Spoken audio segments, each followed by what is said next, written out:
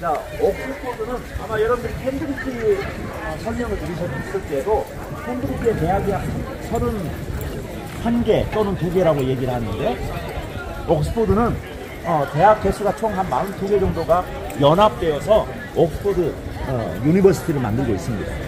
그 중에 이 밸리어 칼리지가 여기 이제 3개 정도 되는 칼리지가 서로 원조라고 주장을 해요. 근데 사실 역사적으로 그런 기록이 남아있질 않아서 정확하게 지금 어디가 가장 오래된 칼리지라고 얘기를 할 수가 없는 상황인데, 그 중에 하나가 바로 이 밸리어 칼리지, 이 보이는 곳입니다. 그래서 이 칼리지가 이제 생겨난 게, 옥스퍼드 칼리지가 처음 생겨난 게 800년대에 생겼으니까 옥스퍼드 칼리지 역사가 지금 한 1300년 가까이 되는 거죠. 그렇죠. 1200년 이상 되는 거죠. 그래서 이 옥스퍼드는 아주 정치의 중심지가 옥스퍼드 대학이라고 보시면 돼요. 그래서 심지어 미국의 상원, 하원, 특히 미국 상원 의원 가운데 옥스퍼드 수학 안 한 사람 찾아보기 어렵습니다. 하다못해 한 6개월짜리 연구소에 잠깐 적을 두고 뭐 하나 글을 쓰더라도 그런 정도로 영국에 대한, 이 옥스퍼드에 대한 자부심이, 또 미국도 자부심이라기보다는 거쳐야 될 하나의 관문처럼 그렇게 만들어져 있습니다. 그래서 이 옥스퍼드는 지금도 이제 영국의 모든 정치인들의 핵심적인 정치인들을 만들어내는 산실이라고 봐야 되죠. 그 다음에 이제 뭐 정치 얘기가 나왔으니까 잠깐 우리 이제 한국하고 좀 비교해서 다른 점을 말씀드린다면, 한국은 그냥 어느 날 갑자기 국회의원 되기도 하잖아요. 물론 영국도 그런 것이 없는 건 아닙니다. 그러나 그런 경우는 극히 드물고 없다고 봐야 돼요. 왜 그러냐면, 여기 영국은 어렸을 때부터 자기 당을 선택을 하고 당원으로 가입해서 꾸준히 당 안에서 활동을 하는 그런 사람들이 검증받은 다음에야 시의회 의원 되고, 그 다음에 도의 의원 되고, 그 다음에 이제 중앙 정치 무대로 나갈 수가 있는 거예요. 그러니까 어느 날 갑자기 혜성처럼 나타났다, 그런 일은 사실 없습니다. 그래서 누가 뭐 임 목사님도 질문했는데, 요즘 영국이고 뭐고 왜 그렇게 젊은 총리도 많이 나오고 지도자들이 많이 나오냐 그러는데, 아무리 우리가 보기에 40대 젊은 사람이라 할지라도 그 사람들은 심지어 초등학교 때부터 중고등학교 때부터 당에 가입이 되고 어려서부터 정치 수업을 해온 사람들이에요. 그러니까 30대 40대에 충분히 모든 자기 당 당원들한테 이 사람은 우리들의 지도자다 라고 인정을 받았던 사람들이라는 거죠. 그래서 우리는 이제 한국 같은 데는 안 알려지니까, 토니 블레어가 40대 초반에 영국 총리가 되니까 전 세계가 날렸잖아요. 그런데 그것은 40대 이전에 이미 토니 블레어 같은 사람은 20대부터 벌써 두각을 나타냈던 사람입니다. 그러니까 40대 41살인가 그때 총리가 됐었죠. 그런데 이미 그 이전 한 20년 전부터 다 그 당 안에, 노동당 안에서 다 인정받아 왔던 사람입니다. 그래서 영국은 어느 날 갑자기 그렇게 국회의원 되고 혜성처럼 나타나는 그런 인물은 없다라고 여러분 이해하시면 돼요. 왜냐하면 정치 기반이 너무 오랫동안 단단하게 다져진 나라이기 때문에 그렇게 어느 날 갑자기라는 것은 없습니다. 그런 정도로 우리하고 좀 다른 점이 있다는 것을 아시고, 그만큼 우리 대한민국도, 어제도 신 교수님하고 잠깐 그런 얘기 했어요. 우리나라가 지금 현재 전 세계에서 모든 분야를 통틀어서 탑 1이 너무 많지요. 탑 5 안에 든 게 너무 많습니다. 그런데 이 모든 것에 발목 잡고 있는 것은 정치라는 거죠. 저는 그래서 여당이든 야당이든 정말 이런 데 와서 좀 배웠으면 좋겠어요. 당리 당략이 아니라 국가 미래를 보면서 좀 정치인들이 일했으면 좋겠습니다. 정말 제가 바라는 거죠. 그래서 우리 목사님들도 그런 사람들이 길러질 수 있도록 여러분들 교회에서 정말 여야가 문제가 아니라 우리 한국의 미래를 내다보고 일할 수 있는 그런 제목들을 우리 교회가 길러내야 돼요.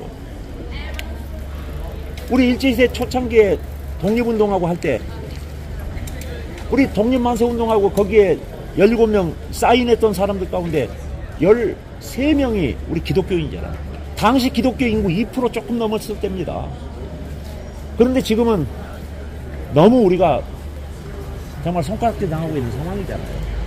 그래서 여러분들도 그런 부분들까지 좀 생각하시고, 여러분들 교회의 미래 지도자들, 어제도 그 주일학교 운동 일으켰던 이제 로버트 레이크스 거기서 말씀드렸습니다만은, 정말 주일학교 교육에 관심 가져야 되고, 우리 한국의 미래를 위해서라도, 우리 교회의 미래를 위해서라도 우리 주일학교 중고등부 정말 심혈을 기울여서 교회가 투자를 해야 됩니다.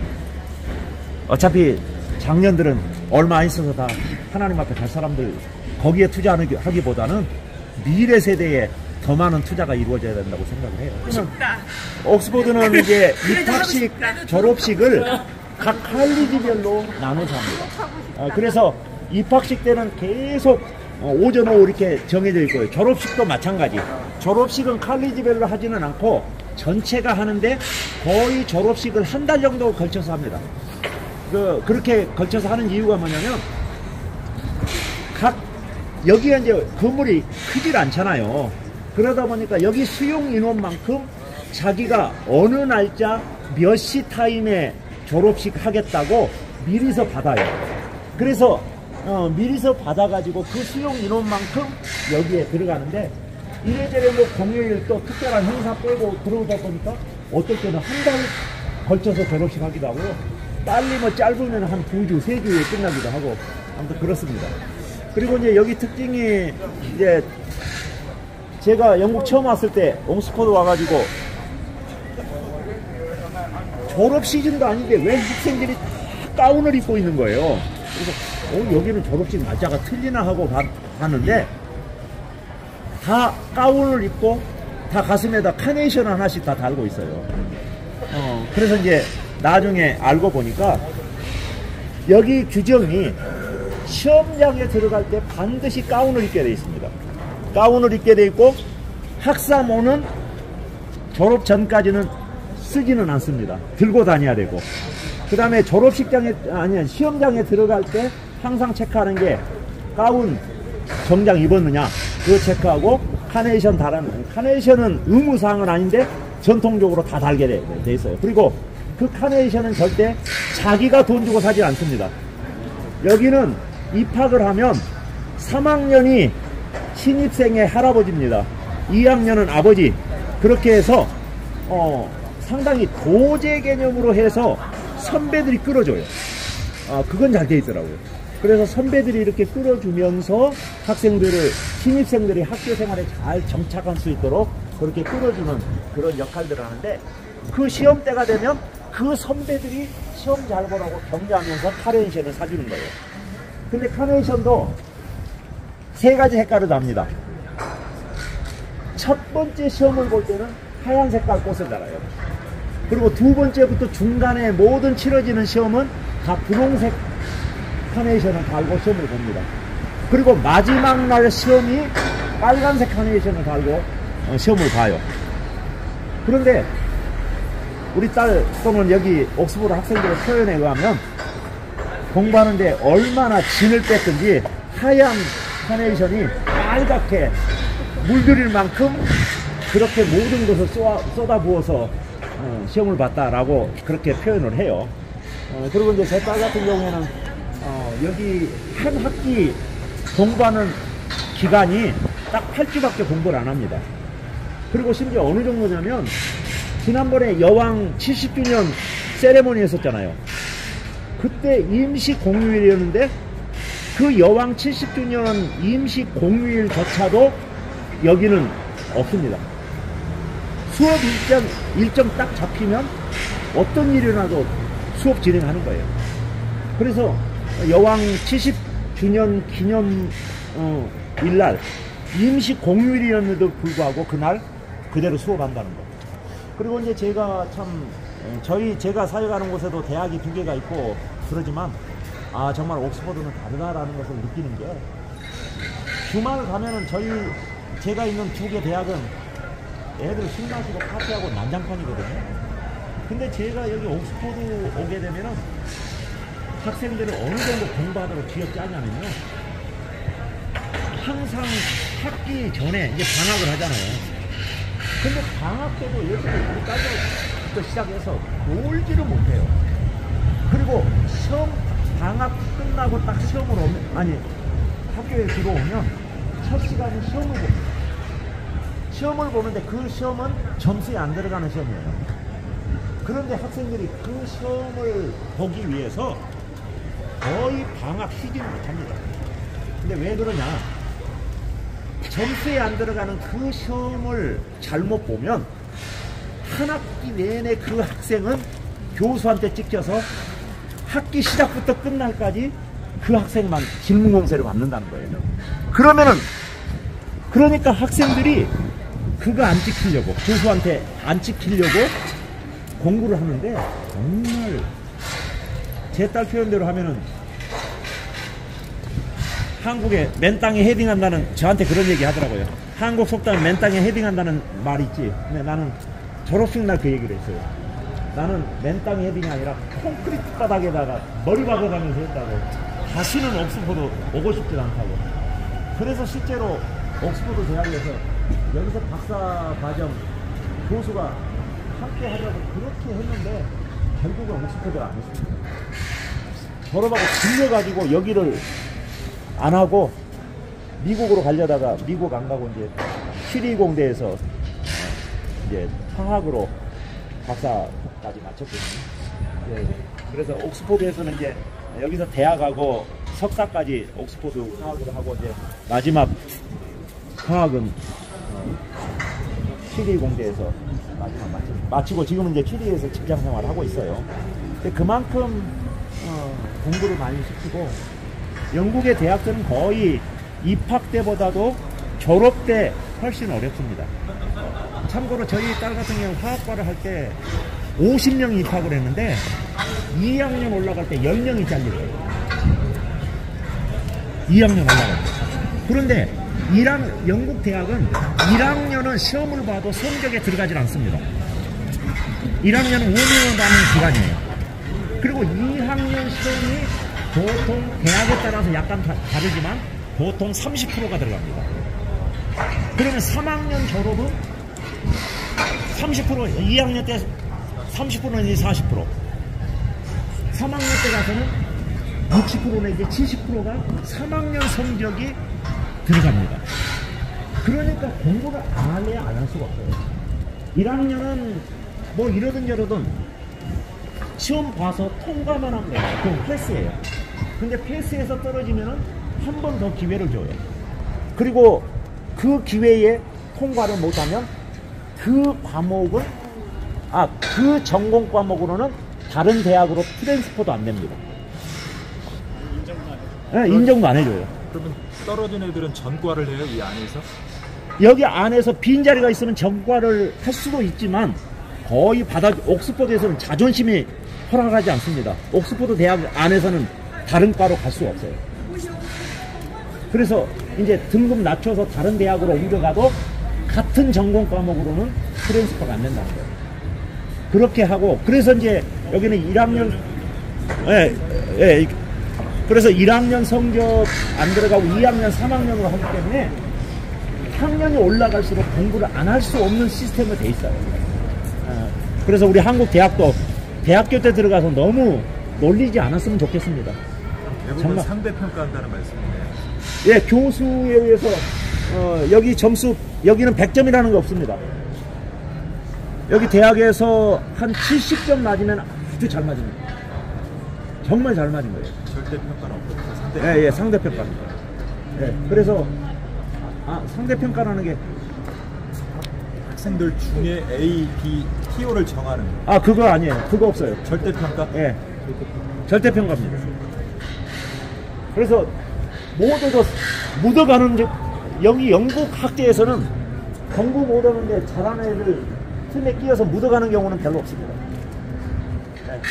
그 정도로 영국 대학하고, 그 다음에 또 하나 대학 특징은 아마 김태균 목사님 설명하셨을 텐데, 옥스퍼드 대학하고 케임브리지 대학만 유일하게 이 대학에다가 직접 원서를 넣습니다. 그리고 옥스퍼드 대학하고 케임브리지 대학은 두 대학의 동시에 원서를 못 넣어요. 반드시 둘 중에 하나만 선택하게 되어 있습니다.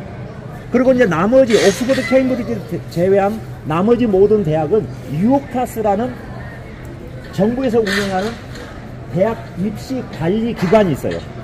거기에다 원서 한 장만 써서 넣으면 5개 대학을 지원할 수 있도록 되어 있는데, 그 5개 대학을 지원하면 그 유카스라는 기관에서 5개 복사본을 만들어서 각 대학으로 발송을 해줍니다. 그러면 각 대학에서 이 학생이 이제 입학 심사를 하죠. 합격을 하게 되면 다른 4개 대학은 어떤 대학에 지원했는지는 알지만 그 학교에서 합격을 시켰는지 안 시켰는지를 모릅니다. 그리고 학생만 이제 자기가 5개 대학 넣은 중에서 A1 학년 때, 여기로 얘기하면 12학년 때 2개 대학을 선택을 해요. 5개 중에. 오퍼 받은 학교 중에. 그리고 나서 A2 때 마지막 1개 대학을 선택을 합니다. 그래서 우리 한국하고는 대학 시스템이 많이 틀리고, 한국은 각 대학마다 입학 전형료 너무 많이 들어가잖아요. 근데 여기는 그런 거 없어요. 대학 하나에다 원서 넣으면 그것으로 끝입니다. 편입도 할 수 있는 게 편입은 있나요? 외국에서 공부하는 사람들이 여기 편입하는 경우는 거의 없다고 보시면 돼요. 옥스퍼드 자존심이 두 대학도 동시에 원서를 못 넣도록 하는 자존심인데, 편입생을 받아줄 리가 만무하고 받아줄 자리도 없고요. 자리가 비어도 안 받습니다. 자존심이 상해서. 네, 그런 정도로. 우리나라 대학처럼 축제도 없겠네요. 그래도 여기 학생들 놀 때 열심히 잘 놀고요. 코피 터지게 놀고, 그리고 옥스퍼드 대학하고 캠브리지 대학은 연고전 하듯이 여기도 두 대학 대항전이 있습니다. 그래서 그게 이제 대항전인데 가장 주종목이 뭐죠? 카약. 여러 명이 노젓고 배 타고 하는 거. 그게 가장 유명합니다. 자, 여기서 좀 라이브러리라고 영국의 대학 도서관입니다. 그리고 지금 이 건물들은 주로 이제 철학학부 쪽이고요. 여기는 이제 디비니티 스쿨이라고 이제 신학부 건물 이쪽과 같이 포함하고 있는데, 자, 여기서 중요한 것은 우리가 밟고 서 있는 이 밑에가 전부 서고예요. 서고인데 여기서 보관하고 있는 책을 한 줄로 맞대어서 연결하면 지구 한 바퀴 돌린다고 할 정도로, 그 정도로 많은 장서가 여기에 보관되어 있습니다. 물론 과장된 얘기겠지만 그래요. 그래서 여기는 이제 여기 대학 연구자들하고 학생들밖에 못 들어가기 때문에 외부인 출입 일체 금합니다. 그리고 이제 허락받은 사람들만, 이제 외부에 이제 우리 심 교수님 같이 정식 대학의 교수들이나 이렇게 해서 이제 교황교수로, 연구교수로 왔을 경우에 여기 이제 출입증을 만들어주고, 그렇게 해서 들어가는 곳인데, 여기 이제 밑에는 전부 다 미로처럼 서고가 돼 있다 그래요. 그래서 여기 서고고, 여기가 다 이제 철학부에 소속된 거고, 여기 예전에는 이제 철학하고 신학은 그냥 함께 가는 학문이었기 때문에, 그래서 여기가 이제 중심이었고, 자, 이쪽으로 이제 밖에 나가서 보시면, 저 햇볕이 지금 막 이제 저 사람 나오는데 거기로 나가면은 원형 도움 건물이 있어요. 그게 이제 여기 옥스퍼드 대학의 시작점, 신학부 도서관입니다. 그래서 이 옥스퍼드 대학의 신학부 도서관이고, 거기에 이제 강의도 현재 옥스퍼드 대학 신학부의 모든 강의가 다 그쪽에서 다 진행이 되고, 도서관도 거기에다 있습니다. 그래서 신학부에 해당하는 것은 다 여기에 이제 중심이 돼 있다라고 생각하시면 됩니다.